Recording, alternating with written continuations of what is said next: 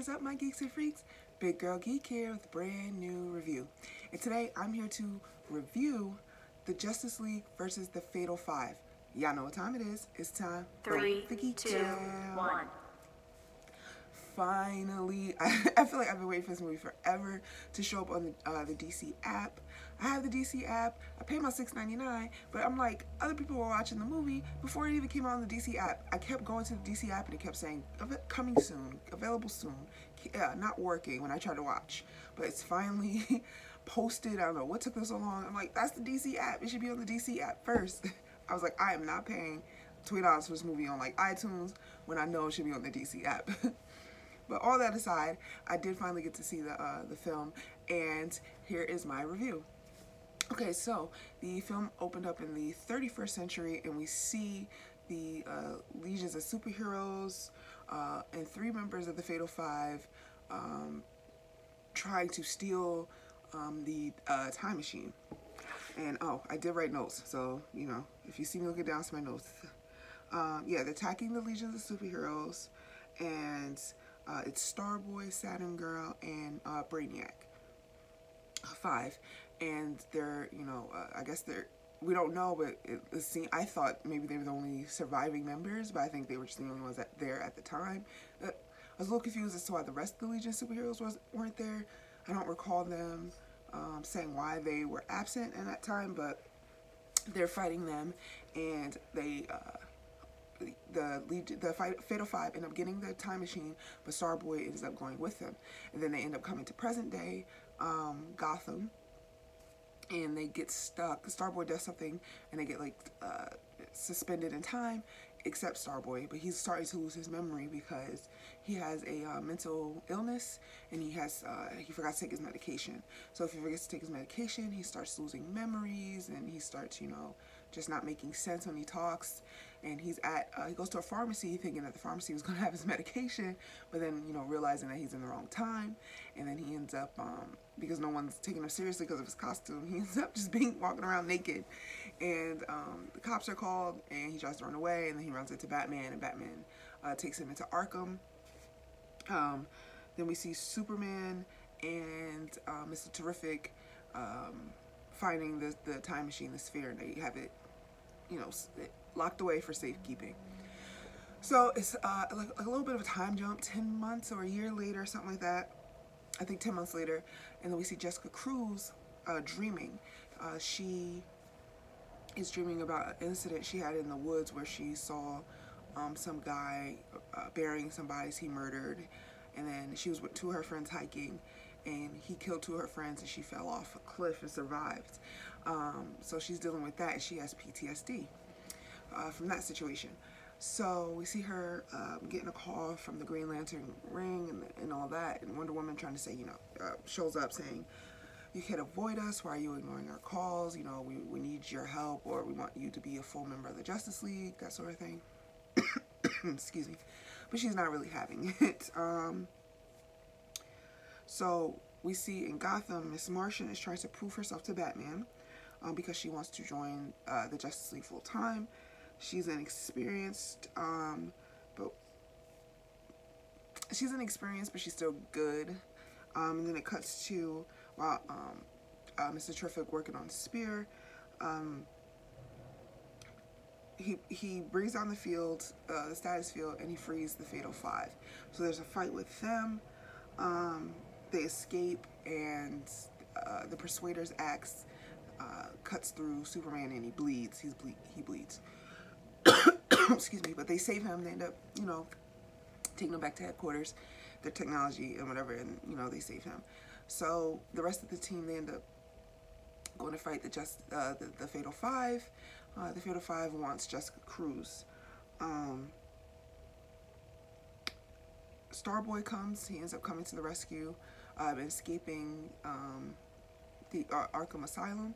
When he sees on the news that Superman was attacked and injured, he remembers what he's there for, and he goes and he helps, and he explains to the team, you know, why they need, well, not why they need Jessica, but you know what the Fatal Five is doing and what happened. Miss Martian uses her abilities to go into his memories, and they see, you know, in the 31st century, the Justice League are these gods basically, and through their work they are help create the Legion of Superheroes. Jessica Cruz is in the Justice League, and Miss Martian is in the Justice League. So they end up having another battle because the Fatal Five, call out Jessica Cruz, trying to get her attention. And she says, I'll go with you as long as you don't hurt the city. But they put bombs around the city. So Jessica Cruz goes with the Fatal Five while the rest of the Justice League handles the bombs that they put out in the city. So Jessica Cruz takes the rest of the Fatal Five to the Green Lantern Corps prison, where they're holding the other two members of the Fatal Five, Empress, and she has the sphere. They're able to overpower the Green Lantern Corps that's there. She gets out, Empress gets out, and the other members get out, and they overpower Jessica Cruz. They slice her ring. They bring the building down on her, and the plan is to, before they go back to their time, to destroy the sun, so that way that just somehow will stop all the heroes. I mean, I know then Superman, if they destroy the sun, Superman won't have powers, but I mean, Wonder Woman will still have her powers and stuff, so that part I didn't really get, that whole plan. Starboy shows up. Jessica Cruz, says the Green Lantern Corps anthem, gets a strength of her power to go stop them. And she does. She whoops some butt. She does. But I don't know how I feel about it. But okay, so she basically, yeah, she whoops some butt. She wins. And Starboy stops the sun with his power from cracking and destroying, but dies in the process because he has to stay inside the sun. And they're having a funeral, and then the rest of the Legion of Superheroes shows up for his funeral, and that's pretty much how it ends. So this was very much heavily Jessica Cruz's movie, not really the full Justice League. This was about her, which I mean I appreciate. We don't really get to see a lot of Jessica Cruz animation, but I don't know, I kind of wanted it to be more about the Justice League. But I mean, I didn't mind it. I really enjoyed it. But I was like, oh, okay, it's Jessica Cruz, not really Justice League. It's like Jessica Cruz featuring the Justice League. It's a Jessica Cruz film. What I did really like about the film is a shout out to the old school animation, to the old school Justice League, Superman and Batman series that we used to see when I was younger. Same voice actors. I loved it, and I love that Mr. Terrific got to do something we never see Mr. Terrific animation. I don't know if it was the popularity with the show Arrow, because he was on that they were like, let's add him and give him something more to do. I mean, he was in the Justice League Unlimited cartoons, and he did some things here and there, but I mean, you never really got to see him doing his thing like you got to see him do his thing in this movie. So if you are a Mr. Terrific fan, you'll love his role in this. Wonder Woman sounded a little bit different. I know it's the same actress, but she sounded a little bit different to me. I don't know why. I don't like how Superman seemed to be portrayed as really weak. Not really weak, but he seemed like a little bit weaker in this film. Like, he really wasn't kicking butt. And I guess it was they made him weak to prop up Jessica Cruz, because really, I mean, for me, I feel like even though these villains are from the future, he could have handled them easy peasy lemon squeezy. So he was a little bit weak. Miss Martian was really cool. I always love to see Miss Martian. Anytime I can see Miss Martian, I'm down for the cause. So yeah, I loved it. The animation was great. The story was great. I mean, they were using adult language in this, which is always great. DC never disappoints when it comes to animation. I love their animation more than I do their live action films.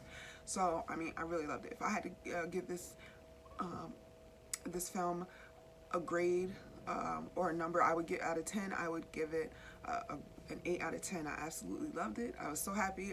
It was worth the wait. I wish I wish it would have came out sooner, but I'm glad. It seems like they took their time. They knew what they were doing, and I absolutely loved it. But what did you guys think? I can't wait to discuss with you as always. And until next time, I'm out of here. Big Girl Geek out. Peace. Hey, where are you going? You just watched a cool video. Subscribe.